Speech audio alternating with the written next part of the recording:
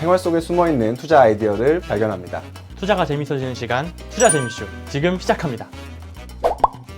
2017년 말이었죠. 대한민국 전국을 가자 열풍으로 이끌었던 비트코인이 최근에 다시 한번 가격이 고개를 들고 있다고 하는데요.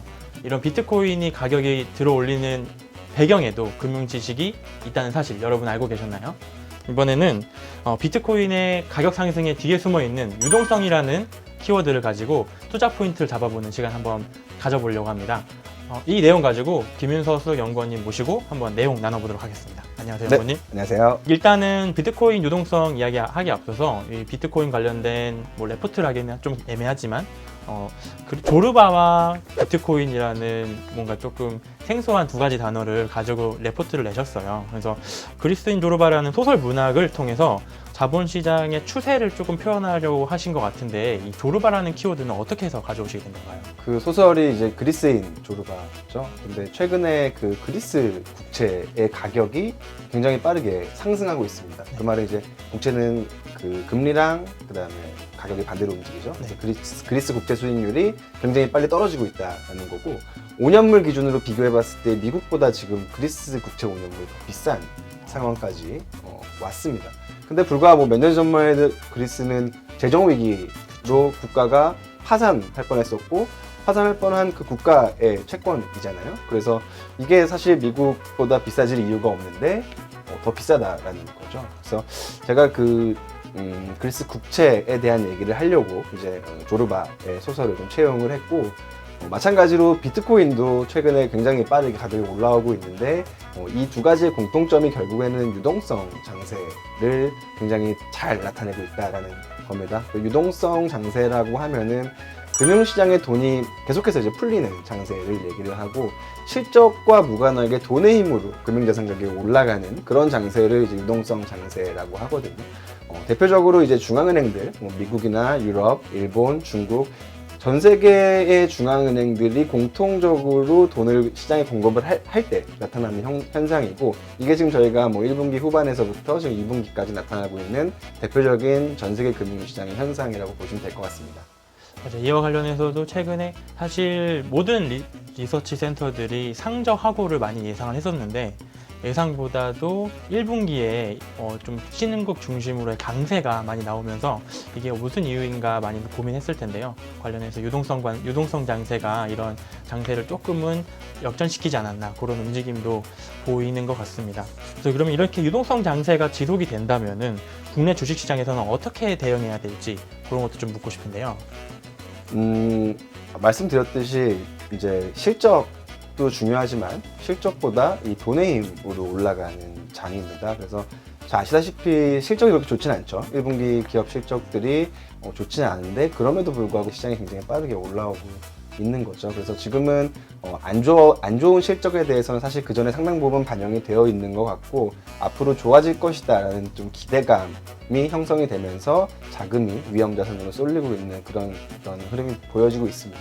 그래서 일단 시장에 대한 대응은 저희는 이 유동성 아까 말씀드렸듯이 중앙은행이 돈을 공급하기 때문에 나타나고 있는 현상이거든요. 그러면 유동성 장세가 끝나려면 중앙은행이 다시 돈을 회수하려는 움직임을 보여줘야 되는데 아직까지 그런 흐름이 미국이나 유럽, 일본, 중국 이런 쪽에서 나타나고 있지 않습니다.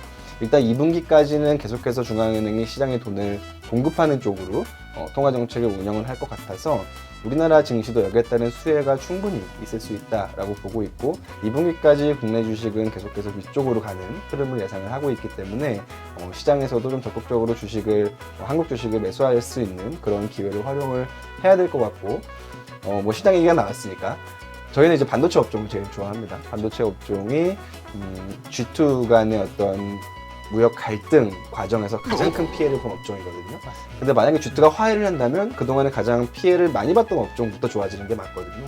그런 관점에서 봤을 때 반도체가 G2 화해에 가장 큰 수혜를 볼 수 있을 것 같아서 유동성 장세에서 코스피에 투자를 하신다면 반도체 업종에 투자를 해라. 이렇게 좀 요약해서 말씀드릴 수 있을 것 같습니다. 맞습니다. 사실 재작년에 반도체 업체들 삼성전자나 하이닉스가 고점을 찍어 나가면서 이제 상승세를 이어나가다가 갑자기 G2 무역 분쟁이 뭔가 발발되면서 좀 주가가 꺾이는 움직임 보이고 작년 내내 좀 재미가 없었거든요.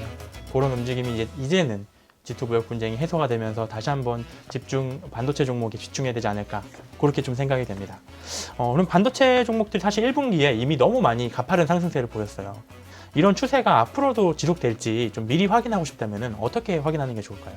말씀드렸듯이 미중 간의 어떤 무역 갈등 과정에서 가장 큰 피해를 봤던 업종이고 화해를 한다고 하니 좋아질 거라는 기대감이 지금 반영되고 있는 구간이라고 보시면 될 것 같습니다. 그리고 실제로 이 기대감이 현실화된다면 실제로 기업 실적이 최악을 지나서 조금씩 좋아지는 거가 확인이 된다면 좀 더 추세를 갖고 올라갈 수 있는 반도체 사이클 자체가 그렇게 쉽게 꺾이는 사이클이 아니거든요. 좋아진다고 한다면 굉장히 또 최소 1년 정도의 그 상승 사이클을 누릴 수 있는 업종이기 때문에 좋아지는 게 확인이 된다면 올 하반기 연말까지 추세를 가지고 올라갈 수 있는 업종이다라고 보고 있고 실제로 최근에 지난주에 이제 대만 TSMC가 1분기 실적을 발표를 했는데 1분기 실적은 굉장히 안 좋았지만 2분기부터는 좋아진다라는 가이던스를 발표를 했죠. 맞습니다.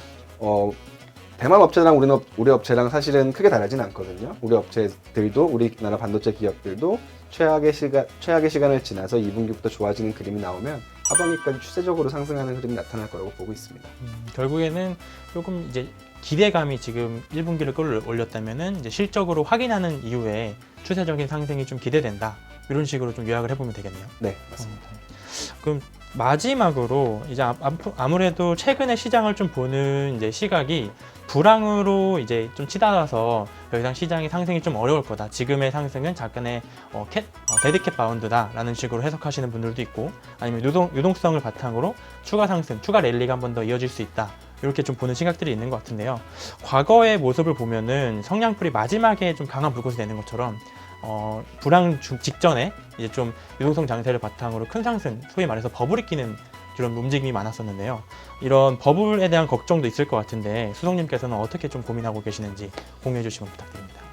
일단 버블의 조건은 어느 정도 형성이 되어 있는 것 같고요. 그만큼 많은 돈이 지금 시중에 풀려 있는 상황이고 사실 경기 불황과 유동성 장세는 맞물려 있는 거죠. 경기가 안 좋아지고 있고 더 안 좋아질 걸로 예상이 되기 때문에 중앙은행들이 그걸 막기 위해 돈을 풀면서 유동성 장세가 형성이 되는 거거든요. 지금 이제 그런 국면에 있다라고 봐주시면 될 것 같고 실제로 이제 버블을 우려할 만큼 센 장이 나타나려면 아까 말씀드렸듯이 실적에 대한 부분도 어느 정도 확인이 돼야 됩니다. 실적이 좋아지고 그 좋아지는 것 이상의 유동성 공급 효과가 맞물리면서 이제 버블이 나타나는 건데 아직까지 그 단계를 얘기하기에는 조금 이른 단계인 것 같습니다. 일단은 버블보다는 실제로 펀더멘털이 좋아지는지 사실 시중에 돈이 아무리 많이 풀려 있어도 그 돈을 끌어들일 마중물이 없으면 유동성 장세를 향유할 수가 없거든요. 그래서 우리나라도 마찬가지로 아무리 전 세계 금융시장에 돈이 많이 풀려 있어도 반도체가 좋아지는 게 확인이 되지 않으면 우리나라는 유동성 장세에서 좀 외면당할 가능성이 높죠. 그래서 일단은 반도체가 좋아지는 게 확인이 돼야 되는 게 1차적인 과제고 이게 확인이 된다면 넘치고 넘치는 유동성이 우리나라에도 외국인 매수로 이제 표현이 되겠죠. 외국인 매수로 표현이 되면서 반도체가 추세적으로 상승할 수 있을 것 같고 버블은 이제 그 다음에 문제인 것 같아요. 그래서 버블과 관련해서는 다음번에 또 기회가 된다면 제가 자료를 통해서 말씀을 드리도록 하겠습니다.